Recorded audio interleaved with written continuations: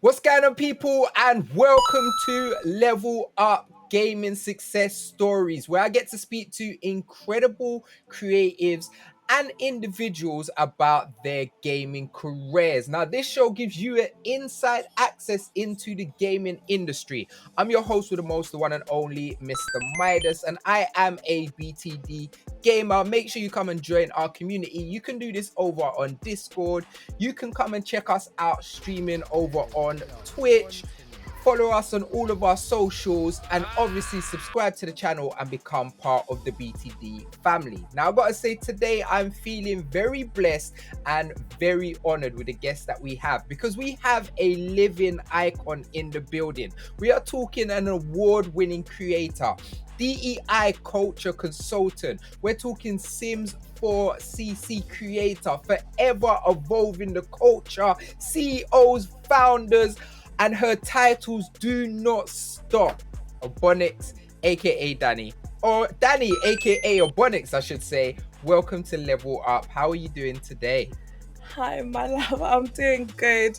Honestly, what you just said is I'm gonna put this as to my management, because they asked me, what do you want? What's your title? And I'm like, babes, I don't think. Do you actually understand how many things I got going on right now? It's the titles are forever going and forever growing, but I'm very happy and grateful to be here with you. The sun is shining. I'm feeling super happy to have a really dope conversation about the industry. But let's do a little icebreaker first. I'm going to throw 3 questions at you. I want you to answer super quick. Don't overthink about them. So, what would you tell an 8-year-old you?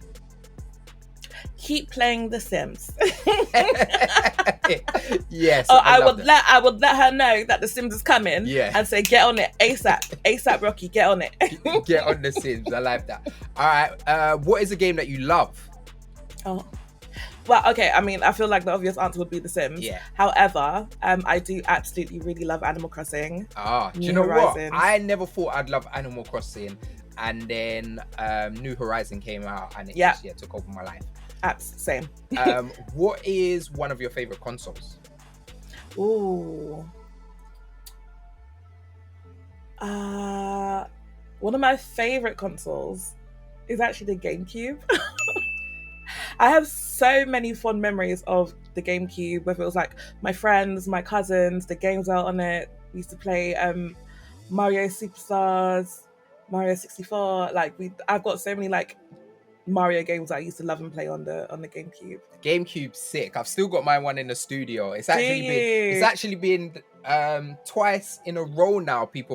Someone's mentioned that the GameCube's their favorite console. And what I loved about the GameCube and about the N64 was being able to have 4 people playing at one time. Yeah. Like Nintendo understood the assignment. That we were all together, and like all of the consoles before, we always had to wait our turn, and for us to be able to all 4 of us play a game like Mario Kart together was immaculate. I think that's why I love it so much, because it literally brought all of me and my cousins together where we could all play at one time. So it was a really dope time, man. Immaculate. All right, so Obonix, so you've created CC for the Sims community and actually changed the landscape of diversity when it comes to both the Sims and gaming as a whole. Can you explain a little bit about what CC is and how you got started? Yeah, so CC is custom content, which is user-generated content that you can create yourself. So it's not kind of part of the game internally, but it's something that external players, people who are just interested in design, modding, creative stuff, can actually make their own things that people can download and put in their games. And yeah, I've been doing it since about 2015. It started with just some recolors of a t-shirt, and one of the first collections I put out was a dashiki, because I was just trying to tell the story that I wanted to tell, and it just wasn't happening. So kind of, when you don't see the things that you want to see or that you need, it was a really kind of key message for me to just kind of fill that gap. And yeah, so it just kind of took off from there, really. Once I shared the collection and started engaging more of the community, because The Sims is very much an individual game, and for me it was I wanted to make that change for my own individual game. But then once I started seeing on Tumblr that other people really finding themselves not able to represent their Sims as themselves or create Sims and stories that are relatable to them, I was then really motivated to just make my content available for everyone.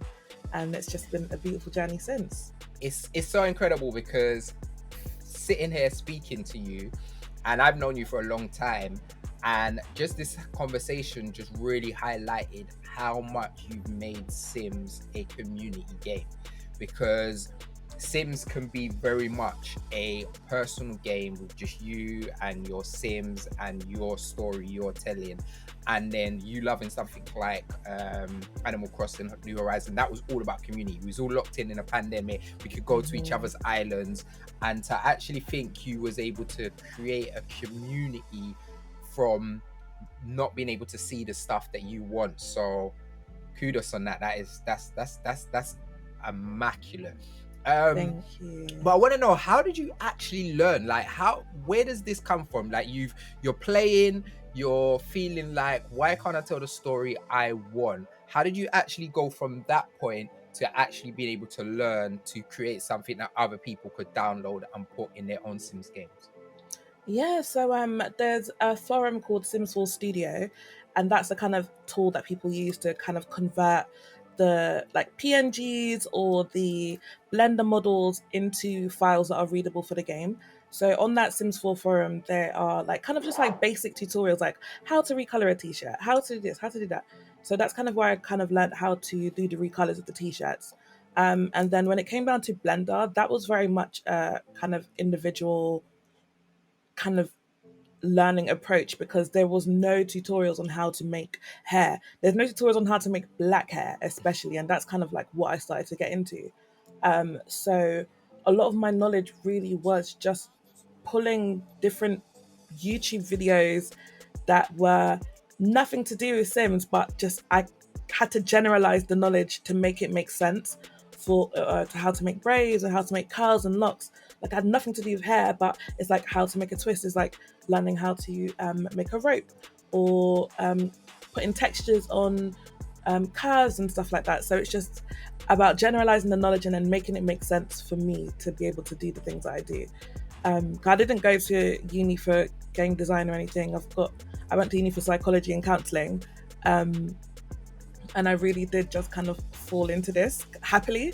But I do think that kind of I have a creative bone in me, I guess, and I was really happy that I got to explore that creativity in me through The Sims. I gotta say, Danny, that is so inspiring. So, for anyone who watching who doesn't know, Blender is a tool that's actually used by game developers to create environments, characters, and stuff like that. So, you literally went and learned, self-taught these tools that are used to make a background look incredible in The Last of Us or Apex or whatever your favorite game is, and actually bring that to something that you love and create a community. Heartwarming. Like, pray, I'll give you praise all day because you're incredible. I want to take a little bit more of a different direction and actually, what's some of the biggest challenges you found whilst working in the gaming industry? Um, Still being able to see yourself in a game for one. Um, I mean, I will definitely take my hats off to the Sims team who have been listening and kind of making those changes. But I do think that there's still so much work to be done in terms of the representation that we have in the game, like it being accurate and meaningful. And I mean, I'm still fuming at the fact that we still are only getting Killmonger locks as the black hair, male hair option, despite everyone saying we're done and we're tired of it. Yeah. Um, I think also when you start off getting paid for your work and you don't necessarily know what your rates are, I think that's a really big challenge. Because when I started, especially, because no one was really talking about their rates or what to charge, and you kind of find out down the line that you was underselling yourself, and that's kind of one of the reasons why me and Cassie started up Black Twitch UK, was that we wanted to have those kind of open conversations with other creators so that they know that they're not alone in this space, they're not alone in what they're doing, so that there's a kind of like common ground as to what we should be kind of charging for our time. Because I do think that a lot of companies kind of doing this whole metric system of, oh, viewership is everything and numbers are everything, and it's really not. And you can have the smaller influencers who have a smaller community, but their impact in their community Yeah. is going to be way bigger than the streamers who have got, or creators who have got like hundreds of thousands of millions of subscribers. Like, you see, sometimes you see a bigger return of interest in the smaller creators with the more tight knit communities, because they actually really care about what the game is, rather than putting all of their money and funding into these big creators who don't even understand the game or the lore of the game. Yeah, that's definitely something that is a conversation I have a lot. You can think of, we could give a great example, like you could have a creator who has 52 followers, and those 52 followers love that game, whatever the game is. Let's just throw it out there and say it's Apex. So you've got 52 people who love Apex, and if EA is a good company when it comes to working with smaller creators, and if EA say, all right, I'm going to work with this smaller creator who 52 people love Apex, so when we support them, those 52 people are going to engage. Where you could go to someone with 100,000 people and literally none of them even know or care what Apex is, and only 2 people from that 100,000 actually go and check out the game or go and play it or do anything, because yes, they've got a much broader scope, but the fan base don't really care. So it's really important to do that. So picking up a little bit back on what you was just saying in terms of understanding your rates, how do you not undersell yourself, or how do you not go to a brand with a fee that's just ridiculous and a brand's like, oh yeah, that I can't work with someone who costs that much? Cool. So those are like 2 different ends of the spectrum. So, but it's really good to kind of talk about these things and have these conversations. So I think a way to not undersell yourself is actually talking to other creators, especially who are kind of like at the same level of you, or just maybe a bit above, or even like a bigger creator who obviously started somewhere first. I think it's really good to talk to them and ask them, oh, what do you think, or what have you charged for something like this, so that you can kind of get a base rate of what you're charging. And then when you do start getting like paid opportunities, I think then when you give a brand your rates, if they say, yeah, cool, okay, then you can kind of know, okay, cool, so maybe I can like start stepping it up a bit. Because I mean, it's a learning experience, isn't it? And then I think if you do go to a brand and the rate is a bit higher than what their budget is, I think it's always fine to just ask them, is there any flexibility? Like, what can you work with? And then see if there's a middle ground that you can kind of get to. Because I wholeheartedly believe that shutting down or shutting off the opportunity, in the long term, I don't know. It's a weird one. So I think there's times when you know that someone's taking a piss, Yeah. and there's times when you know that the budget is stretched. So when you can kind of like gauge and you start to learn, like when you can gauge, oh, the budget is stretched, you can allow it. Yeah. But I think on times when you know that this company's got money and they're just playing games with me, then you can just say, well, sorry, that's my rate. Because the last thing that you want to do, and which happens kind of often, is accepting a really low rate, knowing, because and the company know that people are going to take it, because then it just kind of creates this ecosystem of underpaying and underpaying creators for their time, and then it's like creators are just a one-trick pony. Yeah. Like, no, creators they do so much within the content that they're creating, and they deserve to be paid as such. So yeah, so don't undersell yourself. Talk to other creators about what they're charging, but also know that some companies do have money and they're just taking a piss. Yeah, and I think some of the things that's really important as well is, if it's a brand that's just reached out to you out of the blue, or if it's a brand you want to build a relationship with. Like, there's brands that I've worked with for years, and it's probably been like year 2 or 3 before I started getting paid from them, because it's a relationship I'm trying to build with that brand. But if Tom Harry, who I've never heard of, just hits me up and like, oh yeah, Midas, I want you to film this. Well, I don't know this brand. I'm not trying to build a relationship with my brand. That this is my bottom line, and if you can't cover it, then fine, because it doesn't make sense for me. I'm doing this extra work to represent your brand, and if it doesn't make sense for me, where if it's a brand where I'm like, I want to work with this brand for the next 10 years, I might be more lenient on that. All right, cool, let's have a conversation. let's negotiate something that works for both of us. Absolutely. All right, so Abonix, you are a creative genius. It doesn't just stop at CC. You are an amazing Twitch streamer and gaming ambassador. What advice would you give to someone who wants to get into the streaming space and really how to network with brands when they're in this space? I definitely feel like it's about showing the brands what sets you apart from the others. Um, and don't make gaming like your whole personality. I think that's one thing that I've kind of picked up on as I've grown as a creator, is that once you start setting yourself apart from like the one piece of identity, which is gaming, yes, you love gaming, but you are your own person to you. Like, you don't just want to be the sim streamer, you don't just want to be the COD streamer, you don't just want to be the Fortnite streamer. Like, you want to show up as yourself and as the person that people want to work with.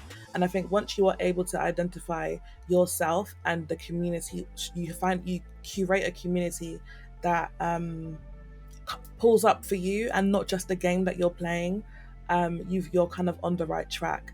And then once you kind of have established yourself, and I think, don't feel a way about starting the journey just for fun and doing it for free. Like, there has to be some passion behind it. And Yeah. I wouldn't say start out the journey looking for a big like payday or looking for to get paid. Like, you have to really find yourself in this journey. And once you've established that kind of finding yourself and your why and understanding your why and what drives your why, because sometimes your journey can get a bit blurred, and if you kind of can't look back and actually know what your why is and what keeps you going, then you kind of get a bit lost and kind of lose your way a little bit. So, and I think also don't feel bad about trying new things and doing different things and finding what works, what doesn't work. It's definitely, there's no like formula that everyone can do to be successful. Like, you just really have to find the right way about it for you and yourself. I really love that, finding your why. And I think what's really important with that is starting on things like Twitch. Twitch is such a dope platform, but it's really bad for discoverability and it's really hard to be discovered. And being able to understand your why as this is something I love and I just want to enjoy streaming and gaming is gonna help you, because there's gonna be, when you start, there's gonna be times where you're streaming to nobody, or you're streaming to two people, or you're streaming to one person, and actually being there, I'm showing up because I love games, I want to play this and I want people to be part of this experience, but not feel negative, like, oh no, I don't have 50 people watching me, I don't have 100 people watching me. Well, no, that's not why you started. So that knowing your why, really, really dope. No, absolutely. And I would say, just off the back of that, is understanding that different platforms have different success rates for discoverability. Yeah. So if you're streaming for like X amount of hours, cool. After the stream, take some time to create clips, put those clips on TikTok, IG Reels, like use the different platforms to actually start putting yours. If it is that you want to share your content with the world, more than just on one platform, then start repurposing your content so that it does reach different audiences. Because yes, one platform is where you create the content, but then actually repurposing that so that you are creating content across different platforms is a really great way to go. Dope advice. All right, one of the things that I think that happens a lot when people come into this content space and they want to be a creator or they want to be a Twitch streamer is they might watch they might watch me, and they see like gaming chairs, they see really cool headphones, they see their behind the scenes and they see they've got a big PC, great microphone and stuff like that, and they have this fear of, oh my gosh, I don't have loads of money, I don't have a big budget, I can't do this without all of this equipment. What advice would you give to someone who wants to start streaming and doesn't really have much equipment, and how they can go about it? Please, my first laptop that I ever streamed on sounded like an airplane. Like, it sounded like British Airways. It sounded like British Airways. And to be fair, like, streaming wasn't my first avenue, it was the creating custom content. But even then, like the leg burns that I have from how hot my laptop used to get creating that custom content. And then I remember just saying one day, oh, I just want to stream Sims. Had no, I literally was in my bed on my laptop and I just hit go live and then just said, I'm going to see what happens. But the thing is, what you don't want to do is like invest so much money and everything into something that you might not even enjoy. So I think it's just getting over that initial fear of hitting go live. And if you don't feel comfortable on camera as well, because that's one thing that I know that will prevent people, is getting like a little chibi or just like a little character, a little emoji that represents you to just put in the corner, especially if you don't have a camera. And it's kind of just starting, because you don't want to invest money in things that you don't necessarily know if you want to use or will see through. And actually you really don't want to just show up with everything ready, because you know you'll never feel ready if Yeah. you just keep waiting for the right time or the right equipment to come through. Just hit go live and then see what happens. And what's super dope is we've all grown, just the way you said that. I remember when I've always been a host and a producer, and then when the pandemic came, I didn't have no equipment because I'm never used to creating content at home. I've always created content on set, and I literally started my podcast with my MacBook. Like, I used the camera from my MacBook and it looked like toast. Yeah. Like, it was the worst. Like, I might as well have just used my iPhone, because the iPhone camera was better than the camera on the webcam on the MacBook. So actually turning up and creating what you love, and then elevating, the more content you do, you'll be like, oh, do you know what? One of the things that I'm struggling is my sound. So the first thing I need to invest in is a mic. And then when you've got that down the line and you're at a better place, you'll be like, oh, you know what? I'd really like to get a webcam now. So you can, it's part of the journey. Like, none of us just showed up with the stuff that we've got. At all. Like, I have to really deep it when I was like thinking about just the journey and stuff. And I used to just have one little corner of my room, my little desk, my one monitor. I remember just setting that up for the first time, because I was always on a laptop, and like really just then getting the PC to start making content and streaming and doing more. I was just like, oh my God, this is so cute. My little corner of the room, my little desk, it was just like, this is just the start.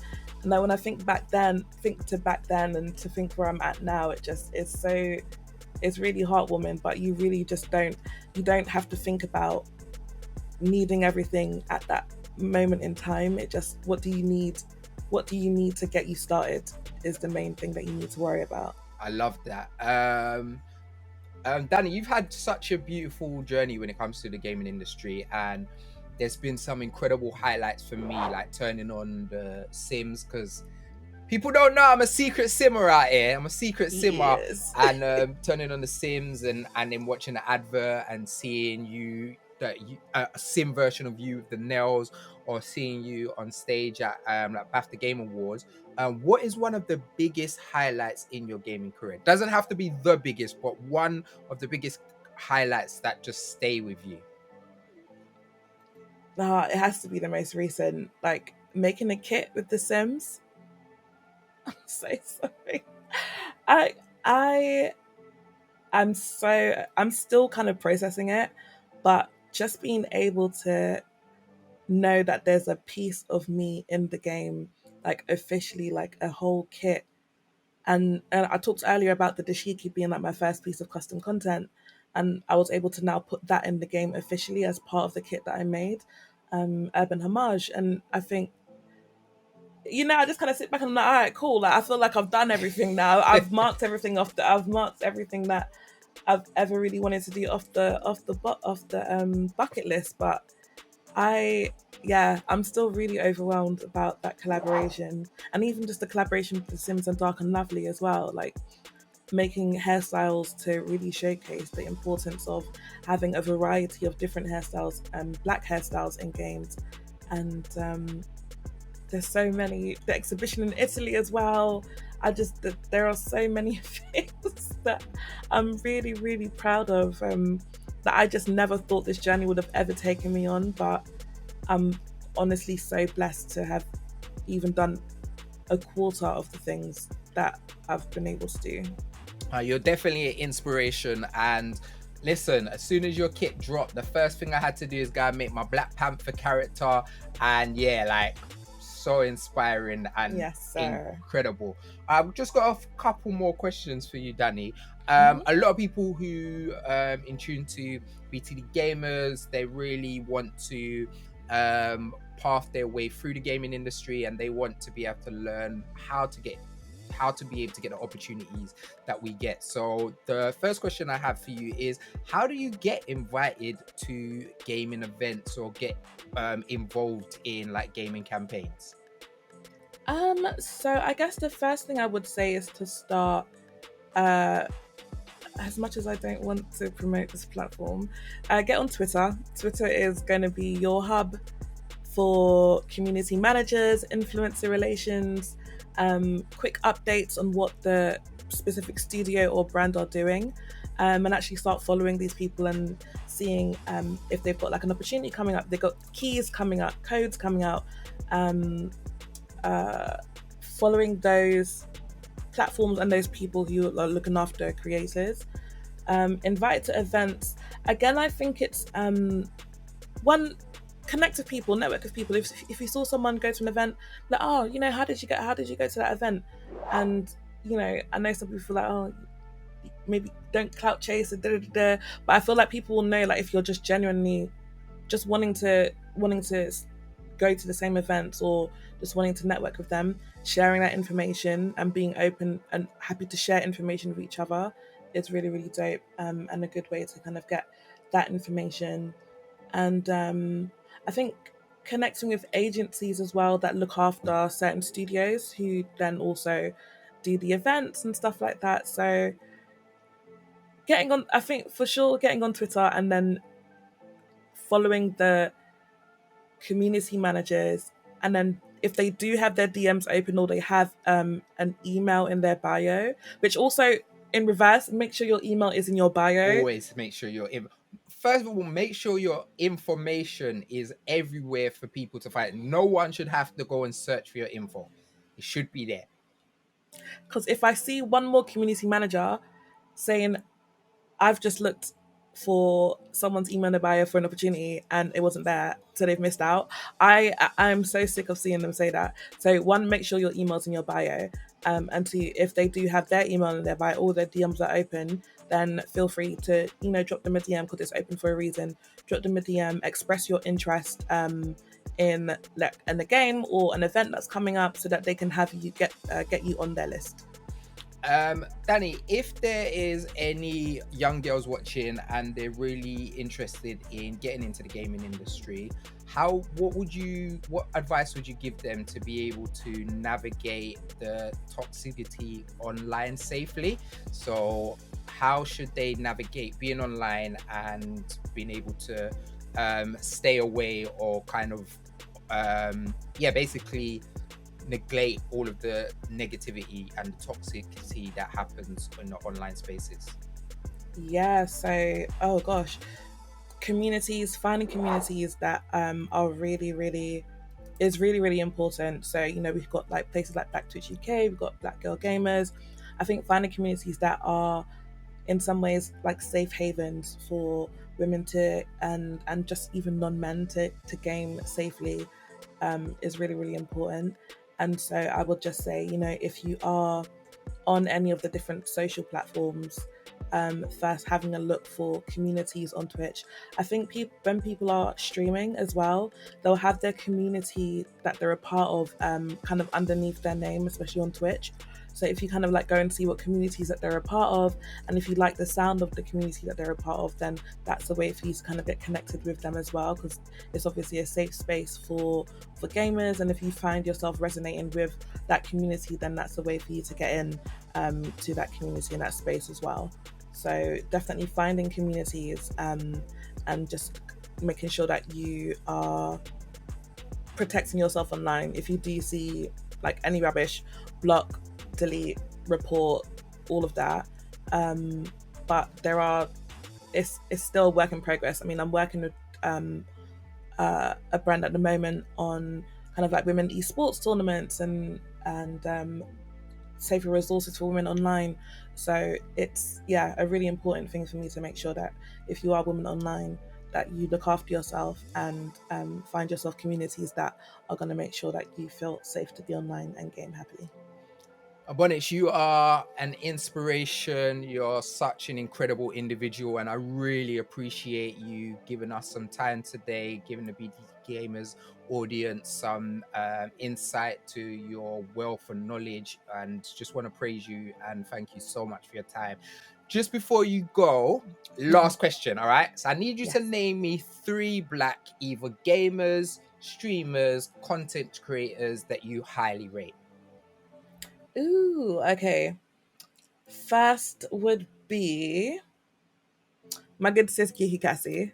Do we call her a gamer? Questionable. She's just a chaotic bundle of joy.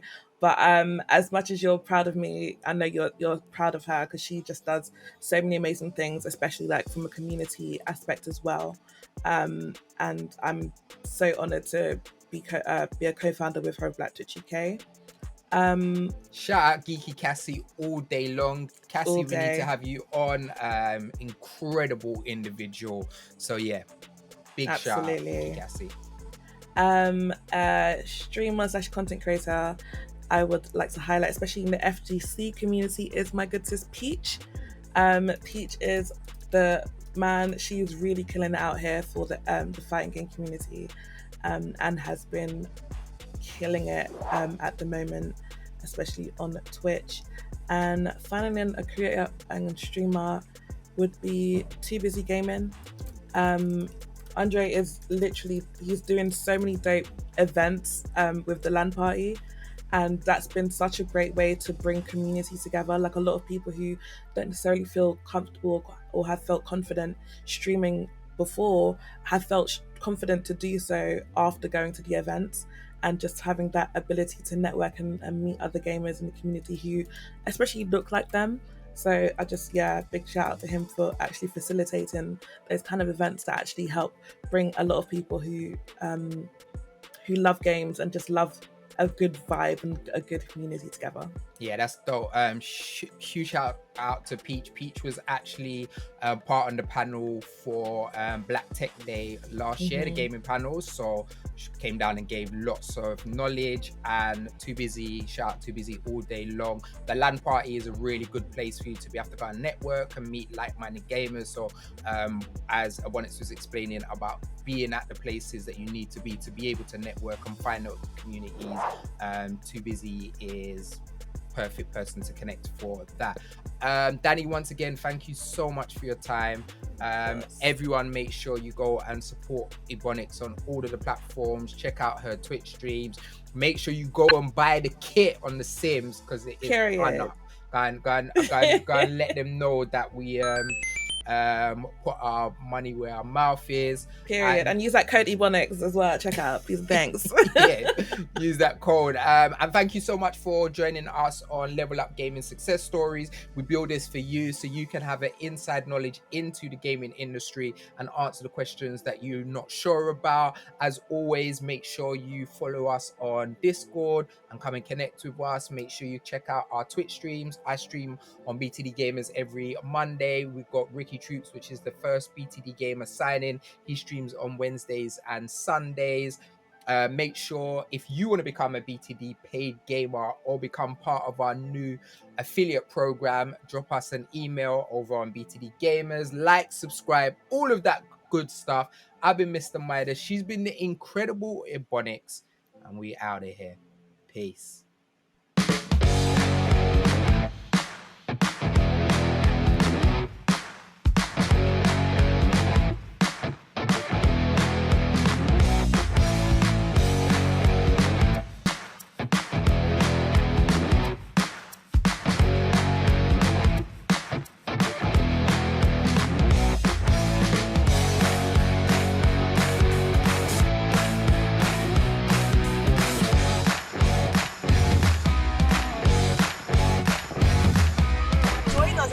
Into the world of coding, streaming, gaming, blockchain, public speaking, and much, much more. Just one membership provides generations with all the tools you need to rediscover yourselves and each other. Do you sometimes struggle to connect with your kids? Do you feel like sometimes you speak in a totally different language?